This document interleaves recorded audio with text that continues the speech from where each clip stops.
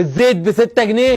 شايفين الورقة دي؟ ايوه الورقة، هي دلوقتي بقت ورقة وملهاش اي 60 لازمة. سنة 2007 صدرت لأول مرة عملة فئة ال200 جنيه لمصر، كانت عملة قيمتها تخد، وكنت تلف بيها على كذا محل عشان تلاقي فكيت. كان كيلو اللحمة ساعتها ما يعديش الا 40 جنيه، يعني كنت تجيب اللحمة ب 40 جنيه، وكيلو الرز كان ب3 جنيه، والزيت ب6 جنيه، وطماطم وخضار ب5 جنيه، وكمان نضيف للحسب انبوبة البوتاجاز اللي وقتها كانت ب4 جنيه. فين الايام دي؟ راحت فين الايام دي؟ ده كيلو البرتقال كان ب2 جنيه، كده انت صرفت 60 جنيه بس من ال200 جنيه، ولسه فاضل معاك 140 جنيه. كان في 2007 حضرتك، مش دلوقتي. بس انا طالع افكرك واحزنك. تقدر تقول لي دلوقتي ال200 جنيه دي بتعمل ايه؟ ده لو معاك اصلا ال200 جنيه. طب تعالى نحسب حسبه بسيطه، هنزود 800 جنيه على ال200 جنيه، بقى معاك 1000 جنيه. واو، مبلغ وقتها. طب دلوقتي لو معاك ال1000 جنيه دي هتقدر تاكل وتشرب بيهم؟ لا. لو معاك ال1000 جنيه دي هتقدر تشتري بيهم شقه؟ لا. لو معاك ال1000 جنيه دي هتقدر تفتح بيت وتتجوز؟ لا. لو معاك ال1000 جنيه دي هتقدر تبني بيت واسره وعيال؟ لا. لو معاك ال1000 جنيه دي هتقدر تركب عربيه ولا حتى موتوسيكل ولا عجله حتى؟ لا. لو معاك ال1000 جنيه دي هتقدر تلبس وتخرج وتدلع نفسك؟ لا. لو معاك ال1000 جنيه دي هتقدر تفتح مشروع عشان تشتغل وتاكل منه لقمه عيش؟ لا. لو معاك ال1000 جنيه دي